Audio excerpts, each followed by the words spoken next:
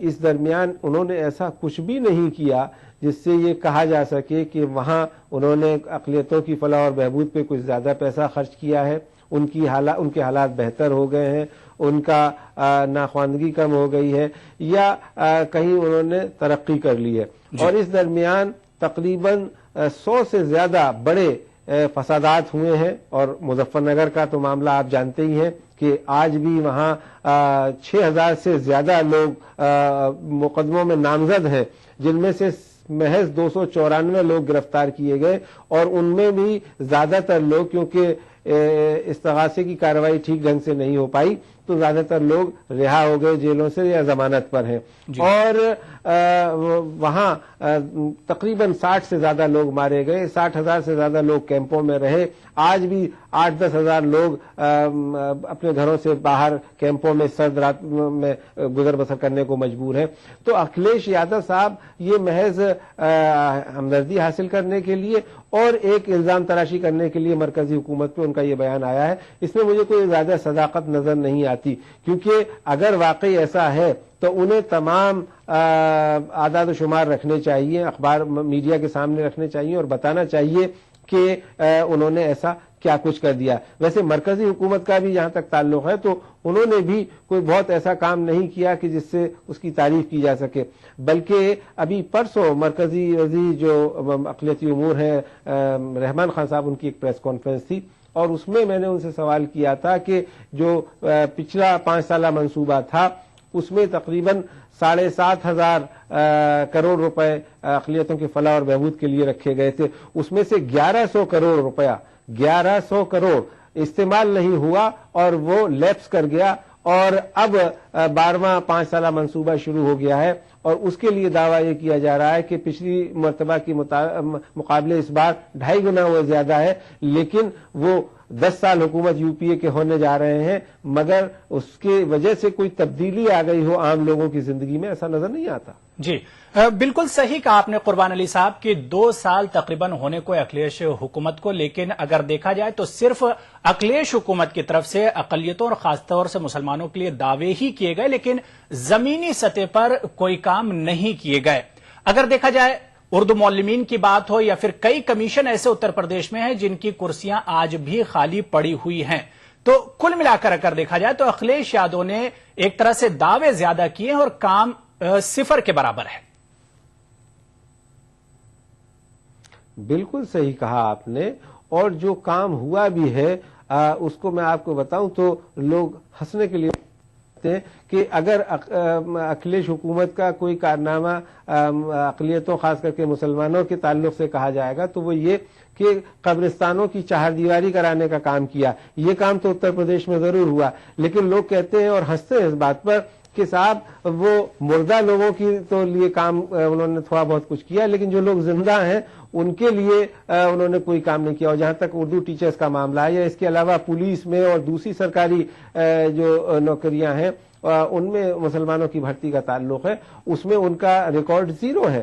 تو وہ لگاتار یہ کوشش کرتے ہیں، ہمیشہ ان کے والد ملائم سنگھ یادو صاحب جو سماجوادی پارٹی کے سپریمو ہیں، اور وہ از خود اور ان کی تمام کابینہ اور پارٹی کے دوسرے لیڈر کہ صاحب ہم جو ہے اقلیتوں کے بڑے حمایتی ہیں، ہم ان کی فلاح و بہبود چاہتے ہیں، ہم ان کی ترقی کر رہے ہیں، لیکن کرنے کے نام پہ 0 اور باتیں کرنے کے لیے بہت کچھ ہے، اور یہ ڈر دکھایا جاتا ہے کہ صاحب اگر ہم نہیں ہوں گے تو بی جے پی کی حکومت آ جائے گی اور وہ ان کے لیے زیادہ مشکل ثابت ہوگی۔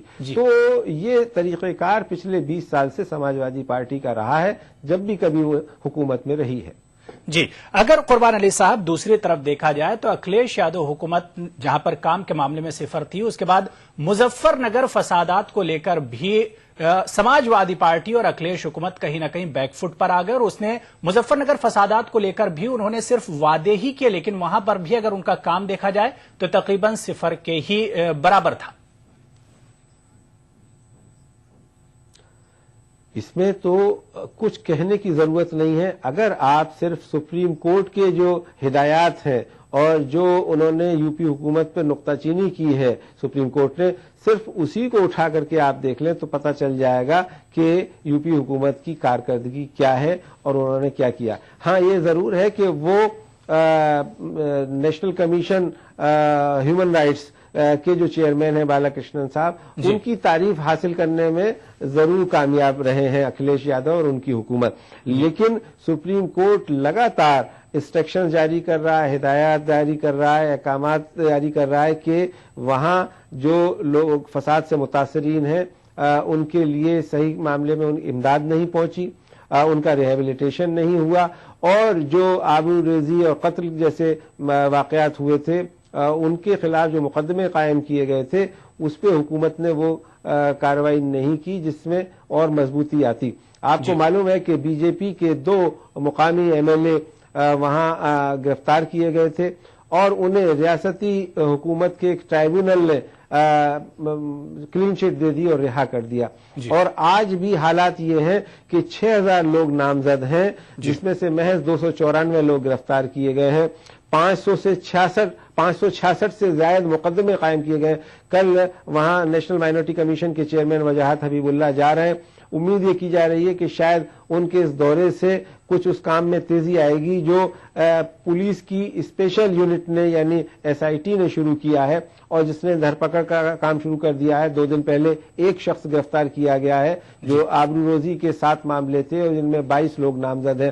آج خبر یہ آئی ہے کہ ان کی قرقی وارنٹ جاری کیے گئے ہیں اور ان کی جو پراپرٹی ہے وہ قرق کی گئی ہے. تو ان سارے حالات میں یو پی حکومت کا بہت ہی کہنا چاہیے کہ ایک سرد مہری والا رویہ ہے اور اس نے ایسا کچھ بھی نہیں کیا جس سے اقلیت اس کی حمایت کے بارے میں سوچے. جی قربان علی صاحب, جیسا کہ آپ نے بتایا کہ آج ہی کورٹ نے چند جو ان کے مفرور جو ملزمین تھے ان کے خلاف قرقی کے وارنٹ جاری کیے اور یہ کہا ہے کہ اس پر کارروائی شروع کی گئی ہے. 4 لوگوں پر تو کارروائی شروع کر دی گئی ہے. آپ کو کیا لگتا ہے کہ کورٹ کے اس آرڈر کے بعد جو متاثرین ہیں کہیں نہ کہیں ان کے زخموں پر مرہم رکھنے کا کام کرے گا کورٹ کا یہ آرڈر؟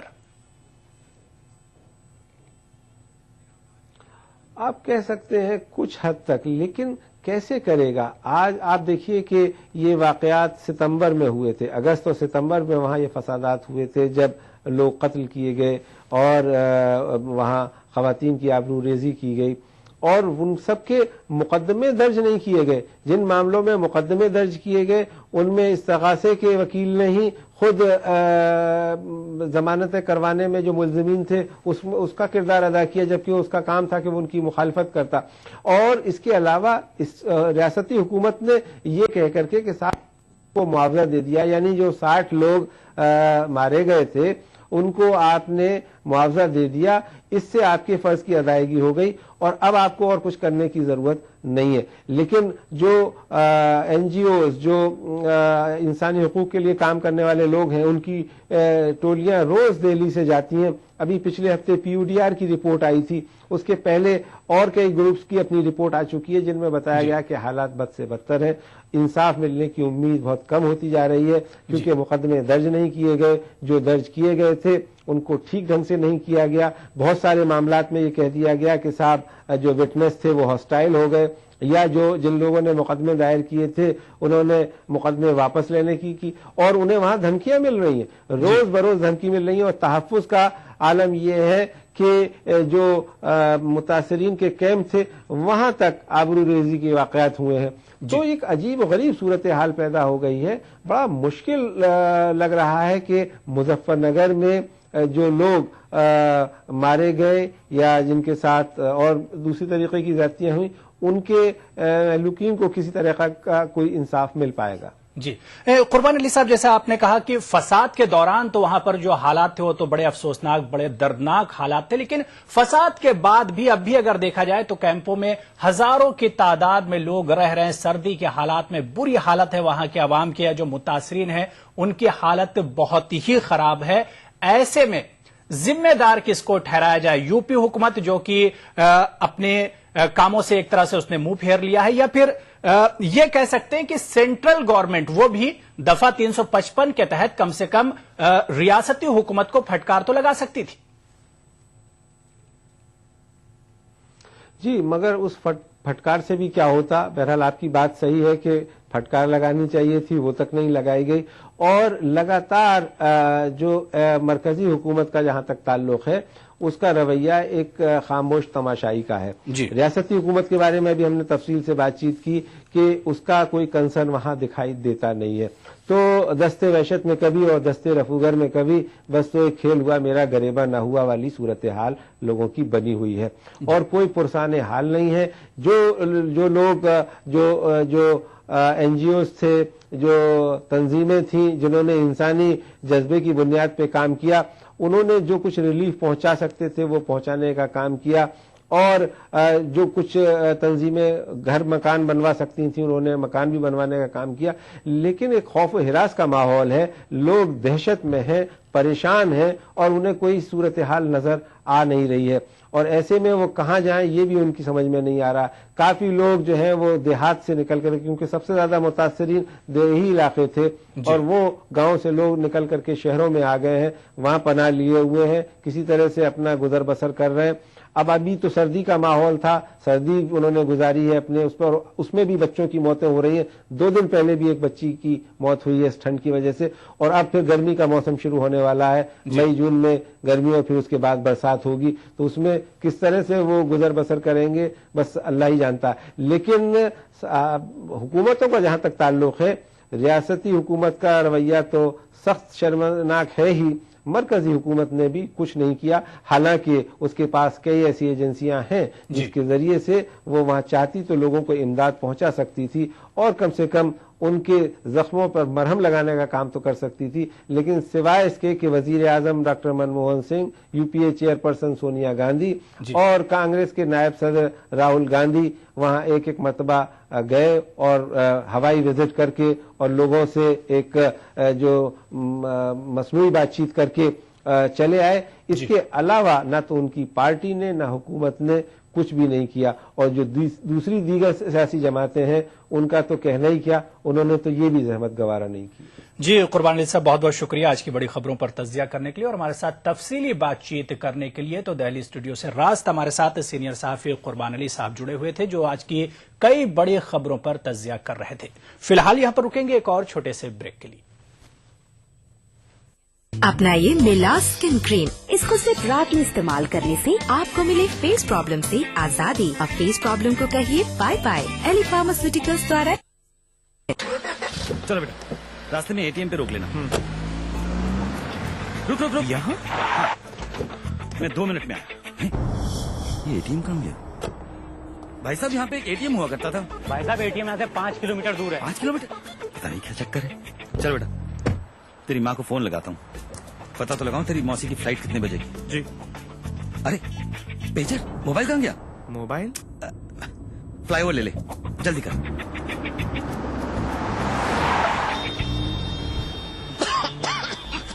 اتنا ٹریفک, یہ فلائی اوور کہاں گیا؟ کون سا فلاور پاپا؟ چل میٹرو لیتے. ارے یہ میٹرو کہاں گئی؟ میٹرو. چلو. ارے بھائی صاحب یہاں پہ ایک ایئرپورٹ ہوتا تھا, ایئرپورٹ. باوڑا ہو گیا کیا تھا وہ ایئرپورٹ یہاں؟ پاپا کو ہو کیا گیا ہے؟ ارے یار ہیلو سنو, وہ نیا والا ایئرپورٹ تو یہاں پہ ہے ہی نہیں. ایئرپورٹ نہیں ہے مطلب نیند میں ہو کیا تم؟ اٹھو اٹھو اٹھو, ایئرپورٹ نہیں جانا.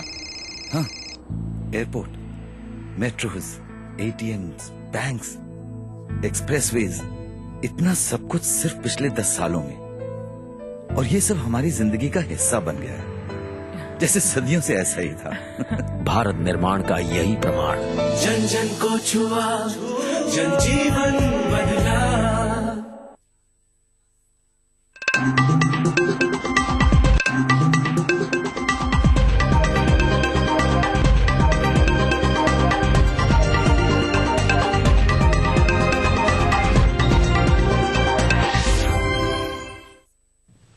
بریک کے بعد آگے بڑھیں گے. ٹیلی کام پر قائم وزراء کے بااختیار گروپ ایگوم کی آج دہلی میں میٹنگ ہوئی. وزیر خزانہ پی چدمبرم کی صدارت میں ہوئی اس میٹنگ میں اسپیکٹرم کی فیس کے مسئلے پر تبادلہ خیال کیا گیا. میٹنگ کے بعد میڈیا سے بات چیت کرتے ہوئے مرکزی وزیر برائے ٹیلی مواصلات کپل سبل نے کہا کہ 1800 اور 900 میگا ہرٹز بینڈ میں جو آکشن ہوگا اس کا زیادہ سے زیادہ اسپیکٹرم یوسیج چارج 5% مقرر کیا گیا ہے. ہوئی ہے اس میں جو اسپیکٹرم یوسیج چارجز का मुद्दा जिस पे फैसला करना था वो फैसला हमने किया है और उसके अंतर्गत ये तय किया है कि जो नया ऑक्शन होगा 1800 और 900 के मेगाहर्ट्ज बैंड में, उसमें जो maximum spectrum usage charge maximum rate होगा वो 5% होगा, उससे ज्यादा नहीं होगा। लेकिन आज के दिन भी जो बिग प्लेयर्स हैं खास तौर पे वो 6.2% दे रहे हैं और अगर पुराने रेट लागू रखते हम तो इनका चार्ज 6.2 से 8 तक पहुंचना था। तो हमने अब कहा है कि मैक्सिमम चार्ज 5% होगा, लेकिन जो पैसा देना होगा सरकार को वो वेटेड एवरेज के हिसाब से देना होगा, ताकि जो इस्तेमाल स्पेक्ट्रम कर रहे हैं और जो नया स्पेक्ट्रम उन्होंने खरीदा है जो उनका वेटेड एवरेज होगा, लेकिन ये बड़ी कंपनियों का तो वेटेड एवरेज 5% ही होगा, उससे कम नहीं होगा। राजस्थान प्रदेश कांग्रेस कमेटी के सदर सचिन पायलट ने पार्टी में नई रूह फूंकने के लिए कांग्रेस के तमाम अवामी नुमाइंदों का इजलास तलब किया है। इस सिलसिले में सचिन पायलट ने ईटीवी से बातचीत करते हुए इस पर तफसीली रोशनी डाली। कुछ दिनों में सम्मेलन करने वाले हैं पार्टी की ओर से, कैसा रहेगा, क्या प्रोग्राम है आने वाले दिनों में? देखिए, 2 दिन का हमने कार्यक्रम बनाया है पार्टी की तरफ से। जो प्रदेश भर के जनप्रतिनिधि हैं जो कांग्रेस पार्टी के सिंबल पर जीत कर आए हैं, पंचायत समिति के, जिला परिषद के, नगर निगम में वार्ड पार्षद, मेयर, प्रमुख, प्रधान, इन सभी लोगों को हम जयपुर बुलाकर इनसे विचार विमर्श करेंगे, पार्टी के माध्यम से उनसे फीडबैक भी लेंगे और आने वाली जो रणनीति हमारी है, क्योंकि यही वो लोग हैं पार्टी के कार्यकर्ता, पदाधिकारी, ये सब लोग पार्टी की जान है और इन सब लोगों से हम लोग विचार विमर्श करने के बाद अपनी रणनीति तय करेंगे और नेताओं का, कार्यकर्ताओं का एक खुले माहौल में विचारों का आदान प्रदान हो, इस मंशा को लेकर ये 2 दिन का हमने कार्यक्रम आयोजित किया है। इसमें प्रदेश के प्रमुख नेता भी आएंगे और जमीनी कार्यकर्ता जो निर्वाचित हुए हैं, जिनका वजूद अपने क्षेत्रों में, वो भी आकर अपनी बातों को रखेंगे जयपुर के अंदर। विधानसभा चुनाव से पहले भी ऐसा ही प्रयोग किया गया था, तो कहीं उसी तरह का हाल तो नहीं हो जाएगा? देखिए, ऐसा विधानसभा में पार्टी का जो प्रदर्शन था वो बहुत अच्छा नहीं था और उस हार को हमने स्वीकार किया है, लेकिन अब पराजय के बाद विधानसभा के चुनावों में हमें आगे की तरफ देखना है, एक सकारात्मक और एक पॉजिटिव सोच लेकर हमको जाना है। और भारतीय जनता पार्टी को अगर ऐसा महसूस होता है कि वो सारी सीटों पर बिना चुनाव लड़े वॉकओवर मिल जाएगा और सारी सीट वो जीते पड़े हैं, तो ऐसा नहीं है। हमारे कार्यकर्ता आज भी संघर्ष के लिए तैयार हैं और उन सबके साथ सलाह करने के बाद एक नई ऊर्जा के साथ हम क्षेत्र में, प्रदेश में चुनावों में उतरेंगे और मुझे पूरी उम्मीद है कि बेहतर प्रदर्शन हम लोग करेंगे। एकजुटता और सबको सम्मान देने के साथ जो काम करने की नीति राहुल गांधी जी की है, उसी को हम लोग अपना रहे हैं। सर, लोकसभा चुनाव को लेकर स्क्रीनिंग कमेटी की बैठक होने वाली थी, क्या उसकी तिथि तय हो पाई है क्या? ये चर्चाओं के अलावा जो मीटिंग है, औपचारिक सभाएं, वो समय समय पर होती रहती हैं और देश भर में कांग्रेस पार्टी को अपने प्रत्याशी चयन करने हैं 30 राज्यों में के अंदर और समय समय पर मीटिंग होती रहती है। लेकिन जैसा आप जानते हैं कि चुनाव में बहुत समय नहीं रहा है, इसलिए जो चाहे वो स्क्रीनिंग कमेटी हो, चाहे वो सेंट्रल इलेक्शन कमेटी हो, तमाम मीटिंगों के दौर चालू हुए हैं और बहुत जल्द प्रदेश की तरफ से भी हम सब लोग उस सभा में, उस मीटिंग में भाग लेंगे और तब उसमें अंतिम निर्णय लेंगे कि किस उम्मीदवार को कहां से उतारना है। सर, एक अंतिम सवाल, टिकट देते समय एक महत्वपूर्ण विषय क्या होगा जिसको ध्यान में रखकर आप टिकट देंगे? देखिए, तमाम पहलुओं पर चिंतन करने के बाद ही पार्टी अंतिम निर्णय करती है कि कौन कहां से चुनाव लड़ेगा। ऑब्वियस सी बात है कि पहला तो प्राथमिकता ये होगी कि जीतने वाला उम्मीदवार कौन है, उसकी छवि कैसी है, उसकी कार्यकर्ताओं के अंदर, जनता के अंदर पकड़ कैसी है, और सारी बातों को देखने के बाद जो एक प्रयोग राहुल गांधी जी ने करा है पूरे देश भर में, लगभग 15 लोकसभा क्षेत्र ऐसे हैं जहां पर कोई मीटिंग और नेता तय नहीं करेंगे, वहां पर एक तरह का वोटिंग जो जिले के या उस लोकसभा क्षेत्र के जो कार्यकर्ता हैं, जो प्रतिष्ठित लोग हैं, जो पदों पर रह चुके हैं, निर्वाचित हो चुके हैं, उनके सामने बात कर कर वही लोग आपस में मतदान कर कर चुनेंगे कि कौन लोकसभा का उम्मीदवार होगा। ये प्रयोग लगभग 15 जगहों पर होगा देश भर में।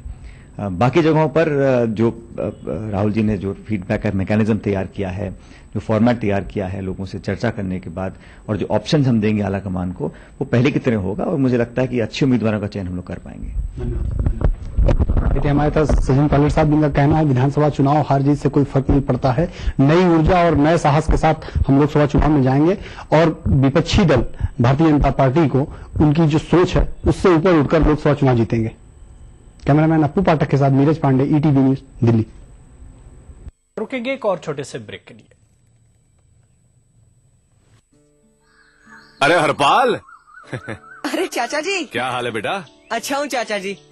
अम्मी, चाचा चाची आ कैसे गए। है भाई साहब? कैसी हो? सब खैरियत? हाँ जी, हाँ जी, सब अच्छा है। अच्छा चाचा जी, चलो ना आपको गांव की सैर करवाता हूँ। आता हूँ भाई। बेटे ये क्या है? ये सोलार कुकर है चाचा जी। करता क्या है? ये सूरज की कुवत से खाना पकाता है। ये सब तुझे कैसे पता? मैंने इसके बारे में पढ़ा है चाचा जी। मुझे हाँ। आगे जाके साइंस लेकर ही पढ़ना है और ऐसा बहुत कुछ इजाद करना है। ओ वाह मेरे बच्चे, वाह वाह वाह वाह। वजारत बराए अकलियती उमूर हुकूमत हिंद की जानिब से अकलियती तबके के वसाइल से आरी और होनहार बच्चों को पोस्ट मैट्रिक तालीम मुकम्मल करने के लिए वजीफा दिया जाता है, ताकि वो अपनी पढ़ाई मुकम्मल करके नई जिंदगी की जानिब पहला कदम रखें।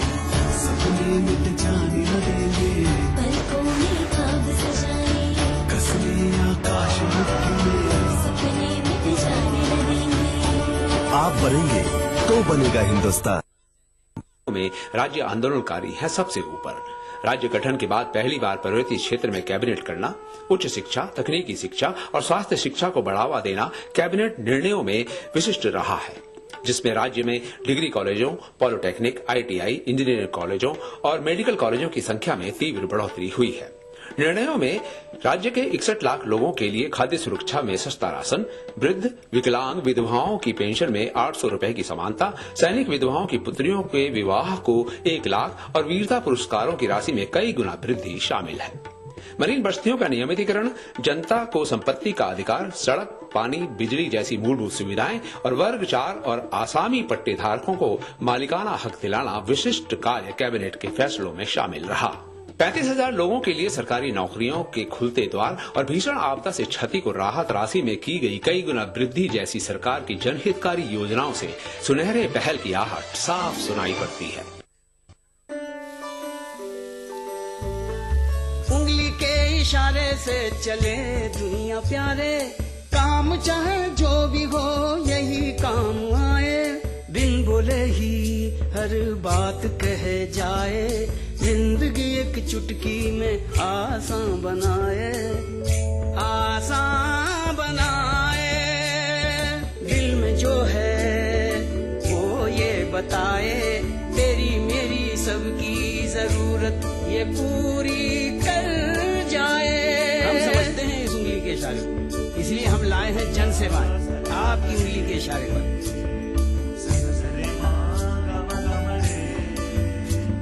अरे उंगली के इशारे से चले दुनिया प्यारे, काम चाहे जो भी हो यही काम आए। बस कॉमन सर्विसेज सेंटर पहुंचिए और बनाइए अपनी जिंदगी आसान एक उंगली के इशारे से।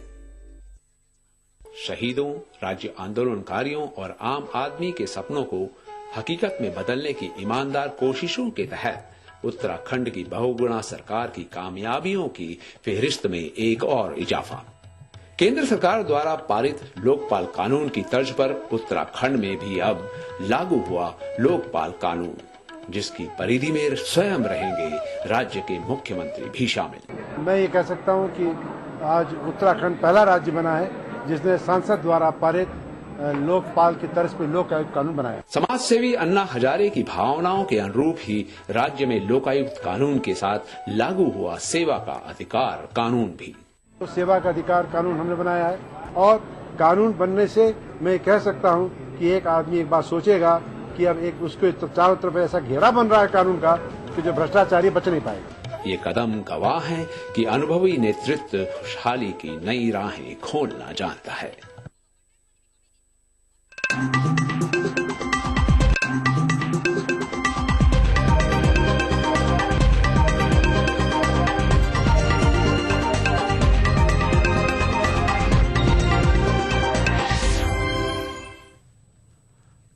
अगर आपसे कोई ये कहे कि डॉक्टर भीमराव अंबेडकर उर्दू के बहुत बड़े अदीब थे, या ये कहे कि मुल्क के पहले वजीर आजम पंडित जवाहरलाल नेहरू की वफात 1946 में हो गई थी, तो शायद आप इसको दिमागी खलल तस्वुर करें।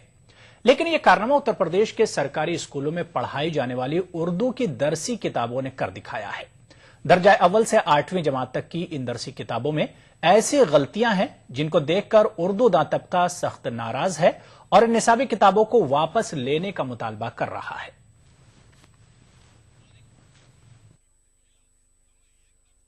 تعلیمی سال میں تقریباً 3 ماہ ہی باقی بچے ہیں۔ بڑی جدوجہد اور مطالبات کے بعد اتر پردیش کے سرکاری اسکولوں میں اردو کی درسی کتابیں فراہم کی گئی ہیں، لیکن یہ کتابیں غلطیوں سے بھری پڑی ہیں۔ کچھ معلومات آدھی ادھوری ہیں اور کچھ غلطیاں مضحکہ خیز ہیں۔ مثلاً اردو کے معروف ادیب پروفیسر احتشام حسین کا مضمون اردو زبان کی ابتدا شامل کیا گیا ہے، لیکن مضمون نگار کی تصویر کی جگہ بھیم راؤ امبیڈکر کی تصویر لگا دی گئی ہے۔ اسی طرح ملک کے پہلے وزیر اعظم پنڈت جواہر لال نہرو کی تاریخ وفات ملک کی آزادی سے پہلے یعنی 1946 بتائی گئی ہے۔ واضح رہے کہ اتر پردیش ملک کی ان 5 ریاستوں میں سے ایک ہے جہاں اردو کو دوسری سرکاری زبان کا درجہ حاصل ہے۔ صرف یہ کہ لاپرواہی اور جب کتابیں چھپ گئی اس کی تصحیح نہ کرنے اور جو تصحیح کرنے والے ان کی غیر ذمہ دارانہ روش۔ کتابوں کی پوری سیریز کے ہر باب میں کوئی نہ کوئی غلطی موجود ہے۔ ایک کتاب میں علامہ اقبال کی مشہور نظم پرندے کی فریاد شامل کی گئی ہے، لیکن نظم میں شاعر کا نام ہی غائب کر دیا گیا ہے۔ اسی طرح مشکل الفاظ کے جو معنی دیے گئے ہیں ان میں بہت ساری غلطیاں ہیں۔ اردو والوں کا مطالبہ ہے کہ حکومت ان کتابوں کو نہ صرف واپس لے بلکہ اس کے ذمہ داروں کے خلاف محکمہ جاتی کارروائی کی جائے، اور اس کے لیے ذمہ داران کو سخت سے سخت سزائیں دینی چاہیے اور ان اردو کتابوں کو ترنت حکومت اتر پردیش کو واپس لے لینا چاہیے تاکہ غلط طریقے سے بچوں کی تعلیم نہ ہو سکے، کیونکہ اگر اسکولوں میں ہی تعلیم غلط طریقے سے دی جائے گی، تاریخ پیدائش یا تاریخ وفات یا رہبران کے نام کچھ فوٹو الگ، تو اس سے چھوٹے چھوٹے بچوں اور معصوم بچے اور کچے ذہن میں ان کی تصویر غلط آ جائے گی اور اس کو پھر ہم کبھی بھی ان کا سدھار نہیں کر سکتے۔ اس لیے میری تو حکومت اتر پردیش سے گزارش یہ ہے کہ وہ جلد از جلد ساری کتابوں کو واپس لے اور دوبارہ اس کو مرتب کرے اور جو ذمہ دار ہیں اس کو سخت سے سخت اس کے خلاف کارروائی کرے۔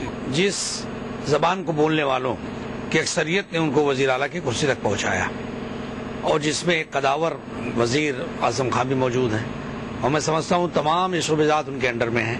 اردو اکیڈمی ہے، فروغ اردو کونسل ہے، تمام جو کام ان کی نگرانی میں ہوتے ہیں، اور اس طرح کی غلطی ناقابل تلافی ہے، ناقابل معافی ہے۔ ذرا بھی اردو والوں سے، محبان اردو سے ذرا بھی احساس ہے ان کے تعلق کا۔ خبرنامے میں فی الحال اتنا ہی۔ آداب۔